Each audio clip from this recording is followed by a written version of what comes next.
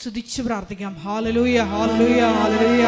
2015 മുതൽ കൃപാസനത്തിൽ വന്ന് മരിയൻ ഉടമ്പടി എടുത്തു പോയിട്ടുള്ള ലോകത്തിന്റെ വിവിധ ഭാഗങ്ങളിലായിരിക്കുന്ന ഓരോ മക്കളെയും ഈശോയെ പ്രത്യേകമായിട്ട് ഈ അൾത്താരയിൽ സമർപ്പിച്ച് പ്രാർത്ഥിക്കുന്നു.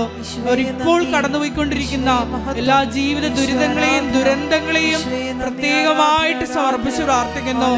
സമയത്തിന്റെ മേല് മധ്യസ്ഥ സ്വാധീനമുള്ള സഞ്ചാരി മാതാവ് ഈ ആരാധനയുടെ യോഗ്യതയാൽ സഞ്ചരിച്ചെത്തി ആ മക്കളുടെ വിഷയങ്ങളുടെ മേൽ എത്രയും വേഗം ദൈവിക ഇടപെടൽ ഉണ്ടാകുവാൻ വേണ്ടി ഞങ്ങൾ പ്രാർത്ഥിക്കുന്നു. ഹല്ലേലൂയ, ഹല്ലേലൂയ, ഹല്ലേലൂയ.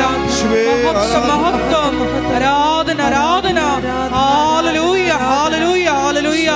സ്തുതിച്ചു പ്രാർത്ഥിക്കാം, ആഗ്രഹത്തോടെ സ്തുതിച്ചു പ്രാർത്ഥിക്കാം. കൃപകൾക്കും ദാനങ്ങൾക്ക് വേണ്ടി ആഗ്രഹിച്ച് സ്തുതിച്ചു പ്രാർത്ഥിക്കാം. ഹല്ലേലൂയ, ഹല്ലേലൂയ. മഹത്വം, മഹത്വം, ആരാധന, ആരാധന. ഹല്ലേലൂയ, ഹല്ലേലൂയ, ഹല്ലേലൂയ. വികാരണനാഥ, അങ്ങേ സന്നിധിയിലായിരിക്കുന്ന, കണ്ണുനീരോടെ പ്രാർത്ഥനയിലായിരിക്കുന്ന, വിവിധ ജീവിത ദുരിതങ്ങളിലൂടെ കടന്നു പോകുന്ന മക്കളെ ഈ ആരാധനാ സമയം കൃപാസനത്തിൽ ജീവനോടെ പ്രത്യക്ഷയായ ദൈവമാതാവിൻ്റെ മധ്യസ്ഥതയിൽ ദിവ്യകാരുണ്യ സന്നിധിയിൽ സമർപ്പിച്ച് പ്രാർത്ഥിക്കുന്നു. ഈശോയെ, ജീവിത വരുമാന മാർഗം കാണാതെ അലയുന്ന ഒരു മക്കളെയും സമർപ്പിച്ച് പ്രാർത്ഥിക്കുന്നു. ഈശോയെ, അവരുടെ കൂടെ ഈ ആരാധനയുടെ യോഗ്യതയാൽ പരിശുദ്ധ ദൈവമാതാവിൻ്റെ സഞ്ചാരി മാതാവിൻ്റെ സാന്നിധ്യം ഉണ്ടാകുവാൻ വേണ്ടി ഞങ്ങൾ പ്രത്യേകമായിട്ട് സമർപ്പിച്ച് പ്രാർത്ഥിക്കുന്നു. വിവാഹപ്രായം കഴിഞ്ഞിട്ടും വിവാഹം നടക്കാതെ വിഷമിക്കുന്ന മക്കളെ പ്രത്യേകമായിട്ട് സമർപ്പിച്ച് പ്രാർത്ഥിക്കുന്നു. ഏറെ പ്രത്യേകമായിട്ട് 30 വയസ്സിന് മുകളിലുള്ള എല്ലാ മക്കളെയും, ഞങ്ങളുടെ കുടുംബങ്ങളിലായിരിക്കുന്ന ഓരോ മക്കളെയും ഞങ്ങൾ പ്രത്യേകിച്ച് സമർപ്പിച്ച് പ്രാർത്ഥിക്കുന്നു. ഈശോയെ, ഞങ്ങൾ എടുത്തിരിക്കുന്ന ഉടമ്പടിയുടെ യോഗ്യതയാൽ കൃപാസനത്തിൽ നാളിതുവരെ ഉടമ്പടി എടുത്ത് പ്രാർത്ഥിച്ചിട്ടുള്ള മുഴുവൻ മക്കളുടെ കാരുണ്യ പ്രേക്ഷിത പ്രവർത്തനങ്ങളുടെ യോഗ്യതയാൽ ഏറ്റവും അനുയോജ്യമായിട്ടുള്ള ഒരു ജീവിത പങ്കാളിയെ നൽകി ആ മക്കളെ പ്രത്യക്ഷീകരണ സാക്ഷിയാക്കി ഉയർത്തണമേ എന്ന് ഞങ്ങൾ പ്രാർത്ഥിക്കുന്നു. ഏറെ പ്രത്യേകമായിട്ട് കുടുംബങ്ങളിലായിരിക്കുന്ന, വഴിതെറ്റിയ സ്നേഹബന്ധങ്ങളിലായിരിക്കുന്ന മക്കളെ ഞങ്ങൾ സമർപ്പിച്ച് പ്രാർത്ഥിക്കുന്നു. ഈശോയെ, ദൈവത്തെ നിരക്കാത്ത ബന്ധങ്ങളിൽ നിന്ന് ഈ ആരാധനയുടെ യോഗ്യതയാൽ ആ മക്കൾക്ക് വിടുതൽ നൽകണമേ എന്ന് പ്രത്യേകമായിട്ട് പ്രാർത്ഥിക്കുന്നു. പഠനത്തിൽ അലസത കാണിക്കുന്ന കുഞ്ഞുമക്കളെ പ്രത്യേകമായിട്ട് സമർപ്പിച്ച് പ്രാർത്ഥിക്കുന്നു. വിവിധ കാരണങ്ങൾ മൂലം കുടുംബ സമാധാനം നഷ്ടപ്പെട്ട ഓരോ മക്കളെയും പ്രത്യേകമായിട്ട് ഈ അൾത്താരയിൽ സമർപ്പിച്ച് പ്രാർത്ഥിക്കാം. കടബാധ്യതയാൽ വലയുന്ന മക്കള്, ജപ്തി നടപടികളിലൂടെ കടന്നു പോകുന്ന മക്കള്, ഒരു ഭവനം വയ്ക്കുവാൻ, ഭവനം ലഭിക്കുവാൻ നാളുകളായി ആഗ്രഹിച്ചിട്ടും പ്രയത്നിച്ചിട്ടും കിട്ടാത്ത മക്കള്, വാടകയ്ക്കും ഒറ്റയ്ക്കും പാട്ടത്തിനുമൊക്കെ ജീവിച്ച് വാടക പോലും കൊടുക്കാൻ കഴിയാതെ ദുരിതക്കയത്തിലായിരിക്കുന്ന സഹോദരങ്ങള്, മദ്യത്തിനും ലഹരി മരുന്നിനൊക്കെ അടിപ്പെട്ടുകൊണ്ട് മക്കൾ വഴിതെറ്റിപ്പോയ അവസ്ഥകളിലൂടെ വിഷമിക്കുന്ന മാതാപിതാക്കള്, എല്ലാവരെയും നമുക്ക് ഒരു നിമിഷം ഈ അൾത്താരയിൽ സമർപ്പിച്ച് പ്രാർത്ഥിക്കാം. ഏറെ പ്രത്യേകമായിട്ട് വിവാഹബന്ധം പിരിഞ്ഞു നിൽക്കുന്ന മക്കളെ, നാളുകളായിട്ട് പരസ്പരം ഒന്ന് ഫോൺ പോലും എടുക്കാതെ പിരിഞ്ഞു നിൽക്കുന്ന ദമ്പതികളായിട്ടുള്ള സഹോദരങ്ങളെ പ്രത്യേകമായിട്ട് ഈ അൾത്താരയിൽ സമർപ്പിച്ച് പ്രാർത്ഥിക്കാം. അൾത്താരയിൽ അവർ ചെയ്ത വിവാഹ ഉടമ്പടി അത് ദൈവ തിരുസന്നിധിയിൽ കണക്ക് കൊടുക്കേണ്ടതാണെന്നുള്ള ഒരു ആഴമായിട്ടുള്ള അനുതാപം അങ്ങനെ പിരിഞ്ഞ് താമസിക്കുന്ന മക്കൾക്ക് ഉണ്ടാകണമേ എന്ന് പ്രാർത്ഥിക്കുന്നു. ഇന്നത്തെ ആരാധനാ സന്ദേശത്തിൽ നമ്മൾ ശ്രവിച്ചതുപോലെ അതെ, ഞെരിഞ്ഞിലിൽ നിന്ന് അത്തിപ്പഴം നമുക്ക് പറിക്കാൻ പറ്റും.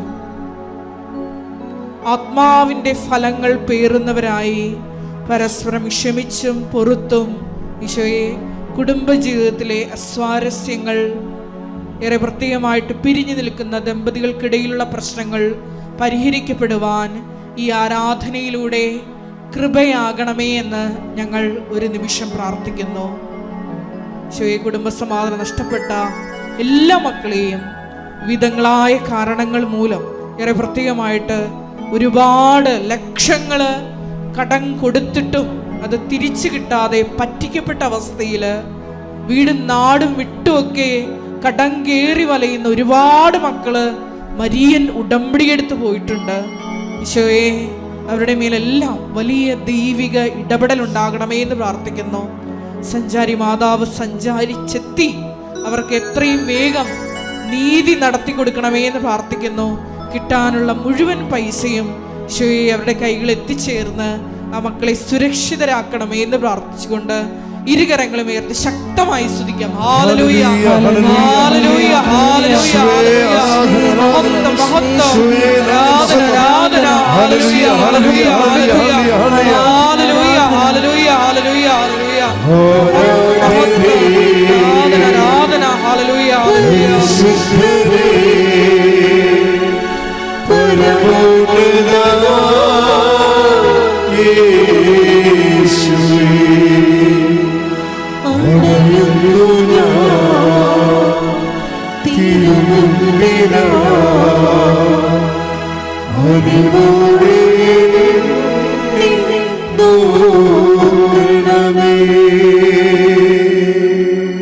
പരിശുദ്ധ പരമാ ദിവ്യ കാരുണ്യത്തിന് ആരാധനയും സ്തുതിയും പുകഴ്ചയും ഉണ്ടായിരിക്കട്ടെ. പരിശുദ്ധ പരമാ ദിവ്യ കാരുണ്യത്തിന് ആരാധനയും സ്തുതിയും പുകഴ്ചയും ഉണ്ടായിരിക്കട്ടെ. പരിശുദ്ധ പരമാ ദിവ്യ കാരുണ്യത്തിന് ആരാധനയും സ്തുതിയും പുകഴ്ചയും ഉണ്ടായിരിക്കട്ടെ. കൈകൾ കൂപ്പി കർത്തൃ സന്നിധിയിലെ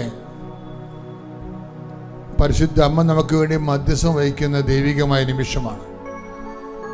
തീർത്ഥാടനത്തിലിരിക്കുന്ന നിങ്ങളെയും ഓൺലൈനിൽ പ്രാർത്ഥന കൂടുന്നവരെയും എക്കാലങ്ങളിലും അവരുടെ ആവശ്യങ്ങൾ അനുഗ്രഹിക്കപ്പെടാൻ വേണ്ടി കർത്താവ് ഈ നിമിഷത്തെ ആശീർവദിച്ച് അഭിഷേകം ചെയ്യുന്ന സമയത്ത് ഇടിമുഴക്കം പോലെ ശ്രദ്ധിക്കട്ടെ. ഹല്ലേലൂയ, ഹല്ലേലൂയ, ഹല്ലേലൂയ, ഹല്ലേലൂയ, ഹല്ലേലൂയ. മഹത്വം, മഹത്വം. ദൈവപിതാവേ നന്ദി, ദൈവപിതാവേ മഹത്വം, ദൈവപിതാവേ ആരാധന. ഹല്ലേലൂയ, ഹല്ലേലൂയ, ഹല്ലേലൂയ, ഹല്ലേലൂയ, ഹല്ലേലൂയ, ഹല്ലേലൂയ, ഹല്ലേലൂയ. പരിശുദ്ധ അമ്മ ജീവനോടെ പ്രത്യക്ഷപ്പെട്ട ഈ അൾത്താരയിൽ സാക്ഷ്യം പറയാനായി എന്നെയും എൻ്റെ കുടുംബത്തെയും ഉയർത്തിയ പരിശുദ്ധ ദേവമാതാവിനോടും തിരുക്കുമാരനോടും കോടി നന്ദി പറയുന്നു. എൻ്റെ പേര് പ്രവീണ. ഞാൻ കണ്ണൂർ ജില്ലയിൽ നിന്നാണ് വരുന്നത്. വയനാട് ജില്ലയിൽ അധ്യാപികയായി വർക്ക് ചെയ്യുകയാണ്. 2023 ഡിസംബർ 7-ന് ഡിസംബർ 21-നാണ് ആദ്യമായി ഞാൻ കൃപാസനത്തിൽ വന്ന് അന്ന് ഉടമ്പടി എടുത്തിരുന്നു. ആദ്യമായിട്ട് കൃപാസനത്തെക്കുറിച്ച് ഒരു ധാരണയും ഇല്ലാതെയാണ് വന്നത്. ഒരു ഫ്രണ്ട് പറഞ്ഞതനുസരിച്ച് വന്നതായിരുന്നു. പക്ഷേ ഇവിടെ എത്തി ആദ്യം കാലുകുത്തുമ്പോൾ തന്നെ ഒരു ടീച്ചർ അടുത്ത് വന്ന് പരിചയപ്പെടുകയും മുഴുവൻ സമയവും കൂടെ ഉണ്ടാവുകയും ചെയ്തു. ഉടമ്പടി കാര്യങ്ങളെല്ലാം ചെയ്തിരുന്നെങ്കിലും അമ്മയുടെ സുഗന്ധാഭിഷേകം കിട്ടിയിരുന്നു. ജപമാലയോട് ഭയങ്കരമായിട്ടുള്ള ഒരു പാഷൻ വരികയും ബൈബിളൊക്കെ വായിക്കുമ്പോൾ വ്യക്തമായി മനസ്സിലാവുകയും ഒക്കെ ചെയ്തിരുന്നെങ്കിലും അത് കണ്ടിന്യൂ ഉടമ്പടി പുതുക്കിയില്ല.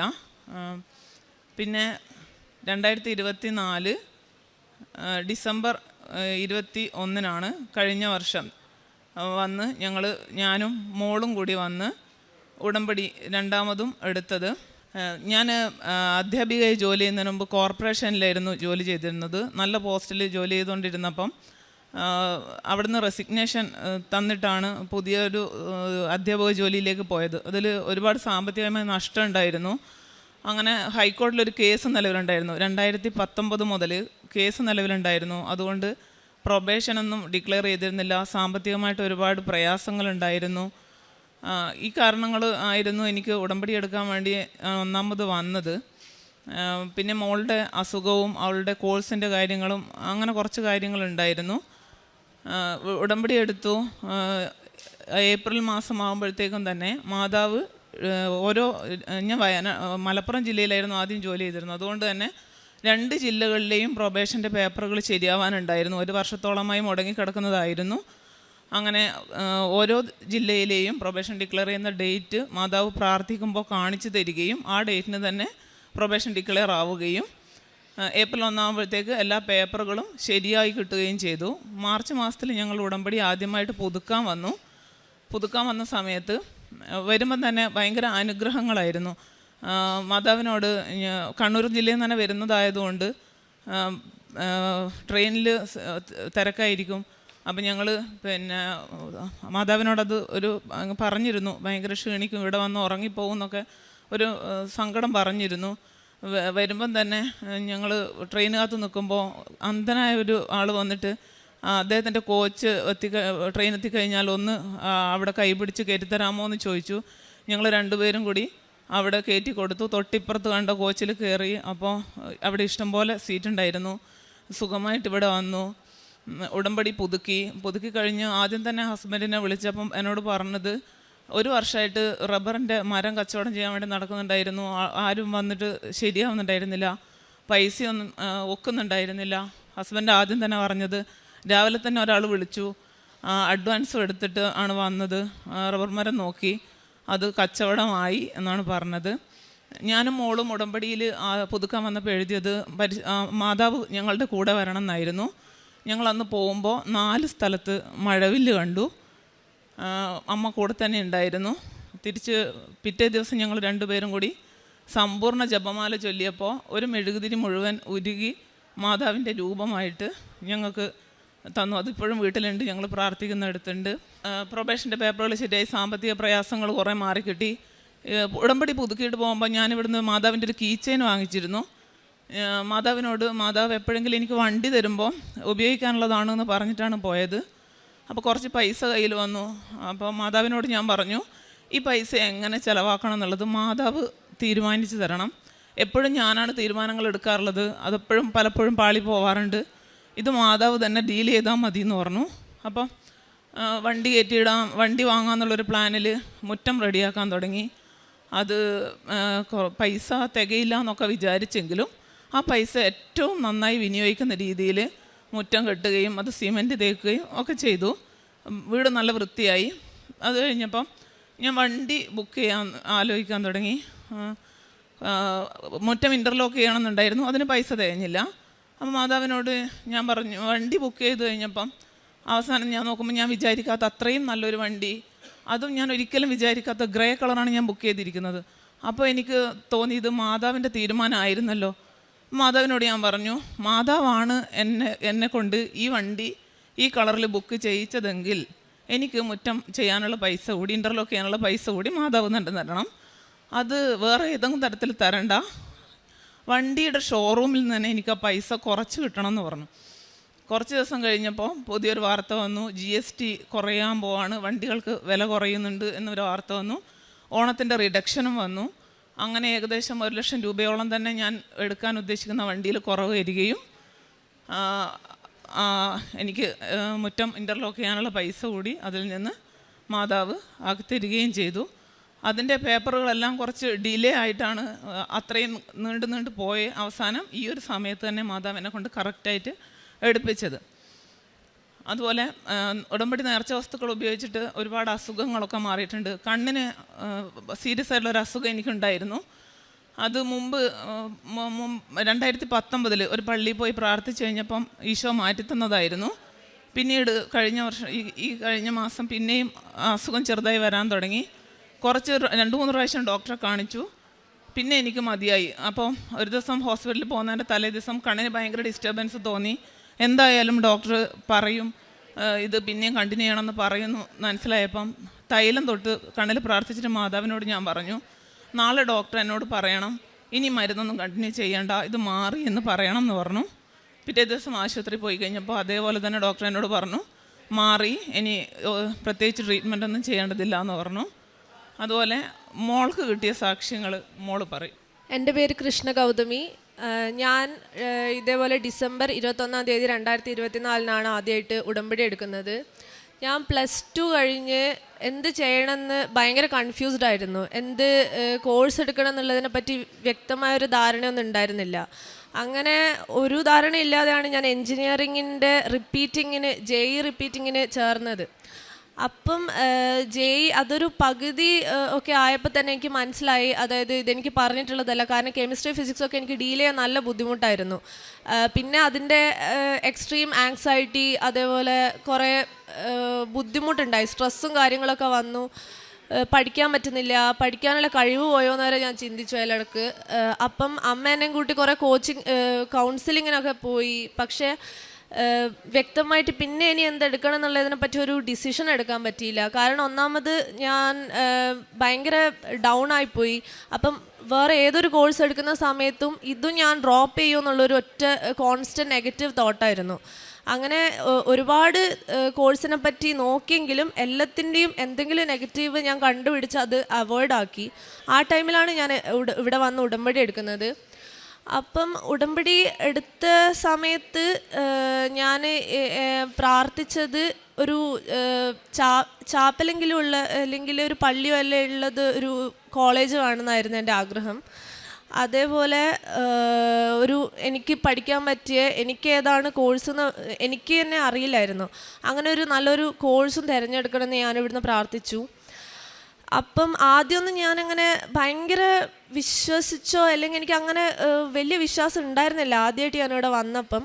പിന്നെ വീട്ടിൽ നിന്ന് പക്ഷെ ഞാൻ പ്രാർത്ഥിക്കാൻ തുടങ്ങി. പ്രാർത്ഥിച്ചു കുറച്ച് കഴിഞ്ഞപ്പോൾ പിന്നെ എനിക്കിങ്ങനെ എന്തൊക്കെയോ പ്രസൻസൊക്കെ ഫീൽ ചെയ്യാൻ തുടങ്ങി. ഒരു തവണ എനിക്ക് വെള്ളം കുടിച്ചിട്ടില്ലെങ്കിൽ സൈഡ് വേദന വരും. അപ്പം ഒരു തവണ നല്ല രീതിക്ക് വന്നു. ഞാൻ ഇങ്ങനെ ഒരു 2-3 ദിവസം ഞാൻ സ്ട്രെയിറ്റ് കിടപ്പിലായി. പിന്നെ ഭയങ്കര അതിൻ്റെയൊക്കെ ക്ഷീണത്തിൽ നിൽക്കുന്ന സമയത്ത് ഒരു തവണ എൻ്റെ അമ്മ ഒരു സൈഡിലൂടെ ഇങ്ങനെ പോകുന്നതായിട്ട് എനിക്ക് തോന്നി. ഞാൻ കിടന്നതിൻ്റെ ഇപ്പുറം അമ്മയാന്ന് വെച്ചിട്ട് ഞാൻ പിടിച്ചു വലിച്ചു. ഇത് സ്വപ്നമാണോ എന്താണെന്ന് എനിക്ക് അപ്പം മനസ്സിലായില്ല. പിന്നെ ഞാൻ അമ്മയുടെ മടിയിലാണ് കിടന്നത്. പക്ഷെ ഞാൻ ഫീൽ ചെയ്തത് ഒരു ഭയങ്കര സോഫ്റ്റ് ടെക്സ്ചറായിട്ടുള്ളൊരു തുണിയുടെ മേലെ എന്നെ ആരോ കെട്ടിപ്പിടിക്കുന്നത് പോലെ എനിക്ക് തോന്നിയത്. അമ്മ അതിനു മുന്നേ എനിക്ക് വേണ്ടി പ്രാർത്ഥിച്ചിരുന്നു, തൈലം കൊണ്ട് മാതാവിനോട് ഇനി എനിക്കിത് വരരുത്, മാറ്റിത്തരണമെന്ന് പ്രാർത്ഥിച്ചിരുന്നു. അതിനുശേഷം പിന്നെ വന്നിട്ടില്ല, അത് മാറി. അങ്ങനെ പ്രസൻസൊക്കെ കിട്ടിയപ്പോൾ തന്നെ എനിക്ക് തോന്നി ഇത് വെറുതെ അല്ല എന്ന്. പിന്നെ ഞാൻ കുറേ സാക്ഷ്യങ്ങൾ കേൾക്കാൻ തുടങ്ങി. അപ്പം കുറച്ചുകൂടെ വിശ്വാസമായി.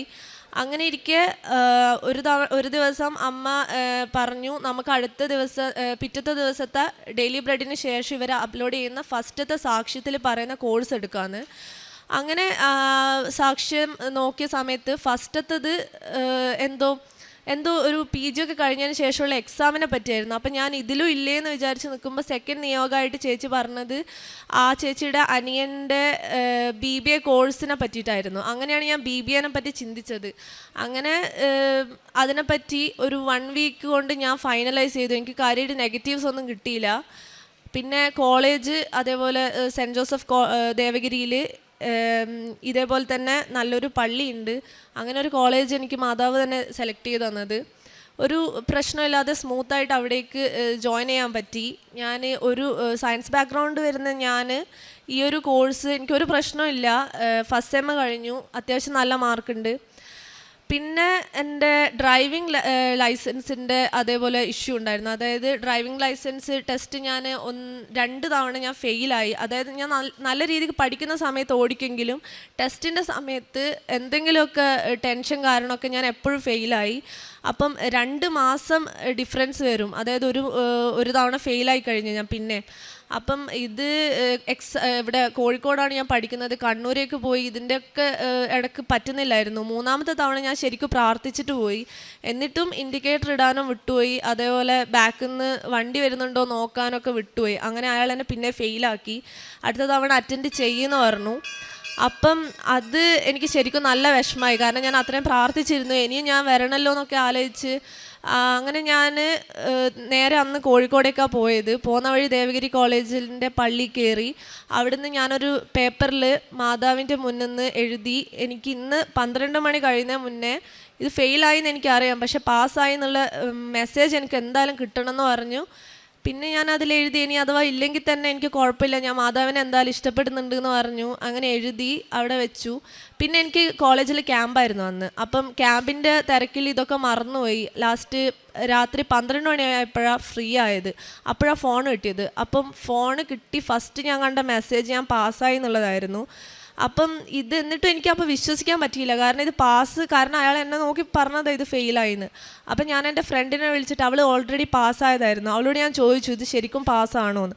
അപ്പോൾ അവൾ പറഞ്ഞു പാസ്സായിന്ന്. അങ്ങനെ not by merit but by grace എനിക്ക് പാസ്സാവാൻ കഴിഞ്ഞു.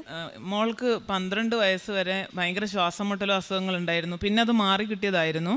ഉടമ്പടി എടുക്കാൻ വരുന്നതിന് കുറച്ച് മുന്നേ പിന്നെയും അലർജിയും ശ്വാസം മുട്ടലും വളരെ ശക്തമായി ഒരു പ്രാവശ്യം വന്നു. ഞാനതിൽ വളരെ വിഷമിച്ചിരുന്നു. അപ്പോൾ ഉടമ്പടിയിൽ ഞാനത് വെച്ചിരുന്നു. ഇവിടെ വന്ന് ഉടമ്പടി എടുത്തതിന് ശേഷം പിന്നെ ഒരിക്കലും മോൾക്ക് ആ അസുഖം ഉണ്ടായിട്ടില്ല. പൂർണ്ണമായിട്ടും മാതാവ് അത് മാറ്റിത്തന്നു.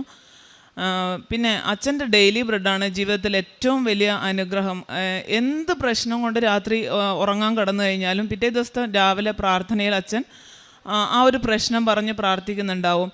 ഞാൻ വീട്ടിൽ ഒരു തൊഴുത്തും ഒരു കാർ ഷെഡും പണിയണമെന്ന് വിചാരിക്കുന്ന സമയത്ത് ഒരാഴ്ചയോളം അച്ഛൻ ഡെയിലി അത് തന്നെ ഞങ്ങളോട് പ്രാർത്ഥിക്കാൻ പറഞ്ഞിട്ട് ഡെയിലി ബ്രെഡിൽ പറയുന്നുണ്ടായിരുന്നു. ആ സമയത്ത് അങ്ങനെ തന്നെ പറഞ്ഞതുപോലെ തന്നെ പ്രാർത്ഥിച്ചിട്ടുണ്ടായിരുന്നു. ഒരു പഞ്ചായത്തിലൊരു ഓഫീസിലൊരു വില്ലേജിൽ ഒരു കടലാസ് കിട്ടണമെങ്കിലോ അല്ലെങ്കിൽ കോടതിയിൽ ഒരു കടലാസോ എന്തെങ്കിലും ഒരു പ്രശ്നം ഉണ്ടെങ്കിൽ അന്നത്തെ പ്രാർത്ഥനയിൽ അച്ഛൻ അത് പറയുന്നുണ്ടാവും. അത് അന്ന് തന്നെ ശരിയാവുകയും ചെയ്യും.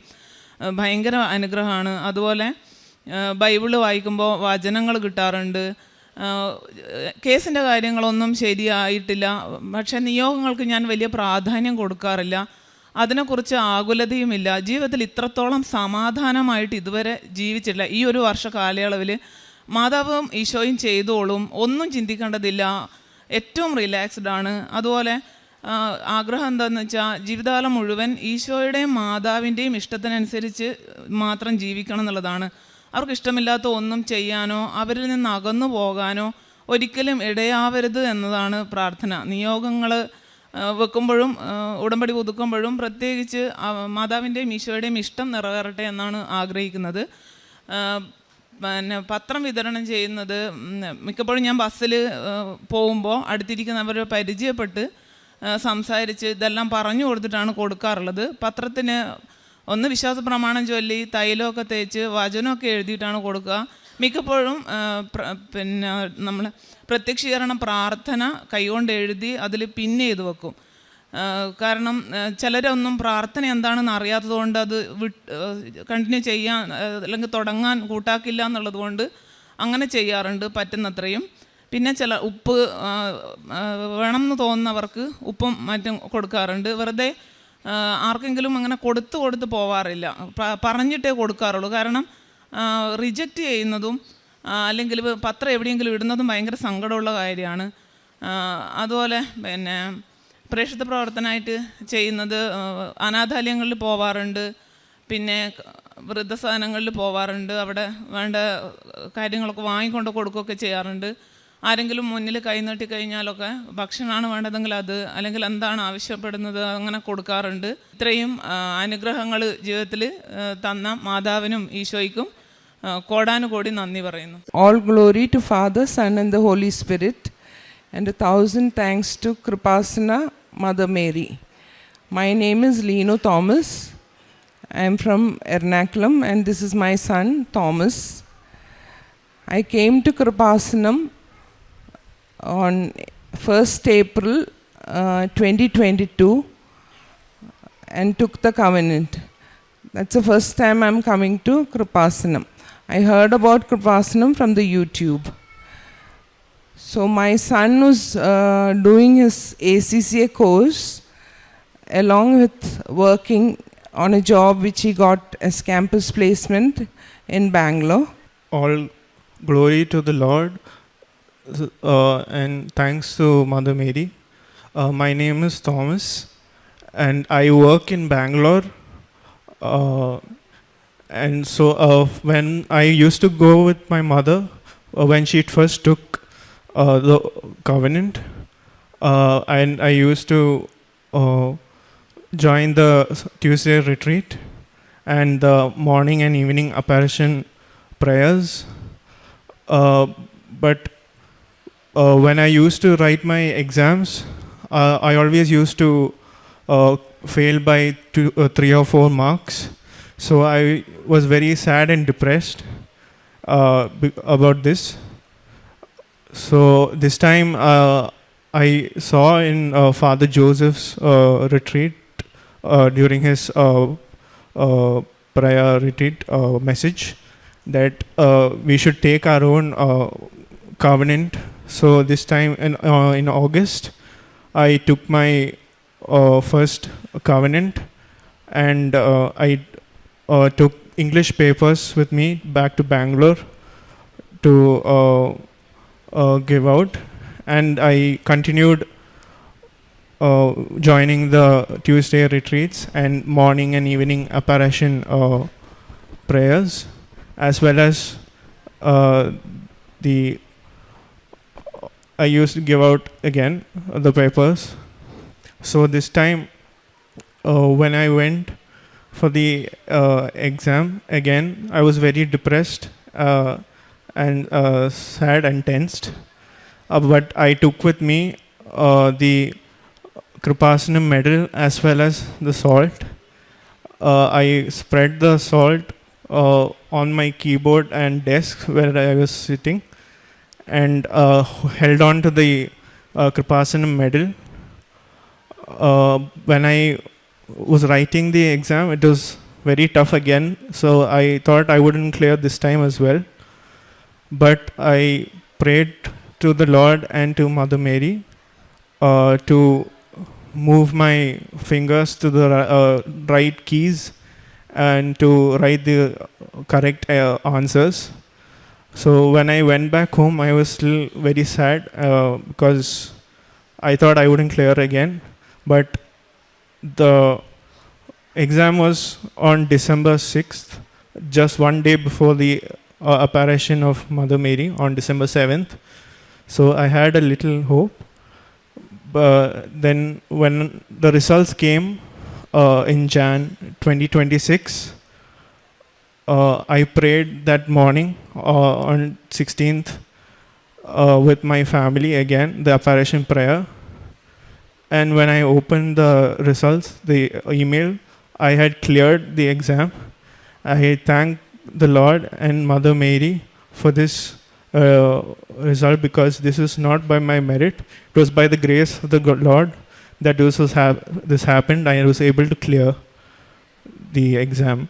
And I thank the Lord and hold on to Him for everlasting life and eternity. Also, I had a fungal infection since I was in school in my skin, and I applied the oil on my skin as well, and prayed the Apostles' Creed daily.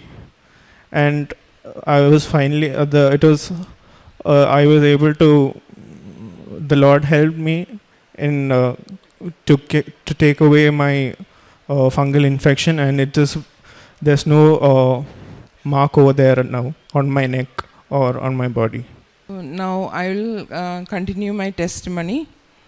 I had this urinary infection for more than 6 months.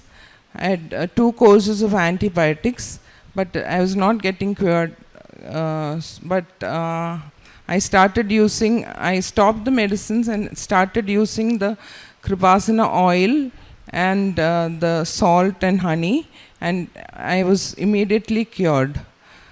Also, my right hand, it had been numb for a long time.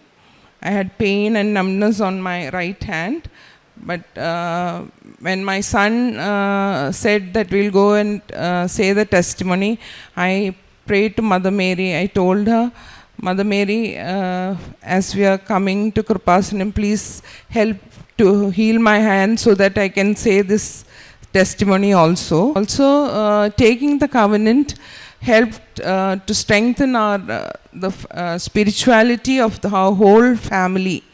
We deepened our spirituality, our prayer has deepened, and also it has helped us to realize that the physical favors are not the important thing, but along with the spiritual favors, we will receive our physical favors also. The spiritual favors are the most important ones, like you depend completely on God for everything, and also pray to God to be with Him. The whole family should be with the Lord for our eternal life. We should strive for our eternal life.